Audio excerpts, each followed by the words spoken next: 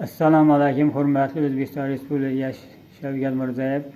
Men Xorazm viloyati Hazarasi tumani Shukrona mahallasi Ipak tor ko'chasi 1-uyda yashovchi O'zlidep partiya a'zosi Suvankulov Bobomurod Qodirovich. Men murojaat qilishim sababi bizning Hazarasi tumanida o'ta kuchli mafiya desak ham bo'ladi. Haqiqatan mafiya ekanda bular. Menga mana hozir 3-kun uyimni svetini qarzdorlik chiqarib, qasddan uyushtirib 26 millionga chiqarishgan edi. Shuni murojaat qila oxir bularni o'g'illigini fosh qilib berganimdan keyin 2 million 400 ga tushirib kelishdi. Qolganini o'zing to'la dedi. Xo'p, mayli to'layman. Lekin meni nomimda, o'zimning nomimga yangi hisoblagich qo'yib berasan. Meni nomimdagi katastrga. Ana undan keyin to'layman deb kelishdi. Yaxshi, ertaga kelib yangisini qo'yib beramiz deb kelib eski ayolim nomidagi hisoblagichni qo'yib berib ketishdi. Haligacha yangi hisoblagich qo'yib bermay menga har xil husumatlar qilib, mana hozir 3 kundan beri svetim yo'q. Oilalarimiz mana shunday ahvolga solib, bizlarni bir-birimizga muhabbatni, ag'zivchiligimizni qachirish maqsadida shunday ishlarni qilishyapti.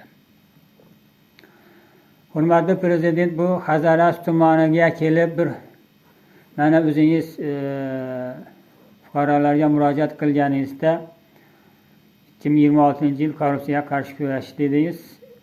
Qayerda nima bo'lsa korrupsiya, shu yerga o'zim kirib boraman dedingiz. Mana keling, Xudo xolasa ko'rasiz. Qaysi qonunda, qaysi qismi bandida yozilgan qarzdor bo'lsa, uni qarzdorlikni bartaraf qilish uchun suyutini uzib tashladigan yeri bormi? Yo'q. Qarzdorlikni asta-sekinlik bilan uni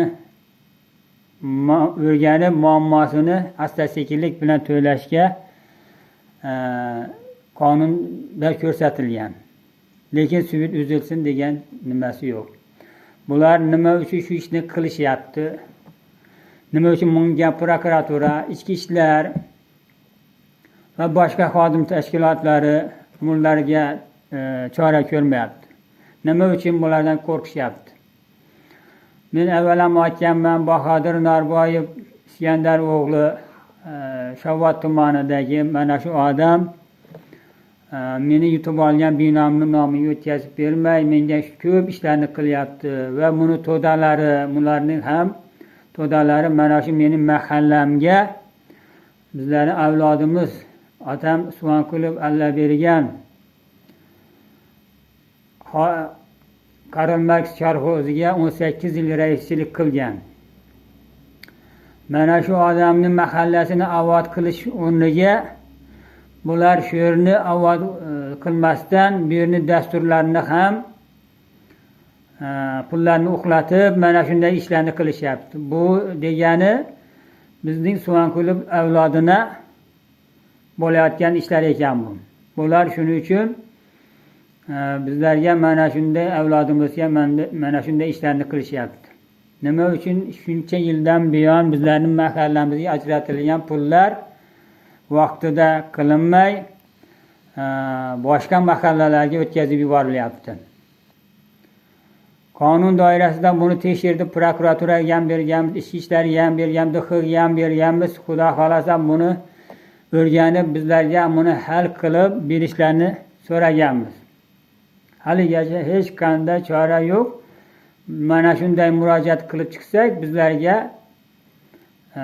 mana shunday tazyiqlar qilishyapti. Svetimizni o'chirishyapti. Bolalarimizni ichonlarga har xil ishlar qilishyapti.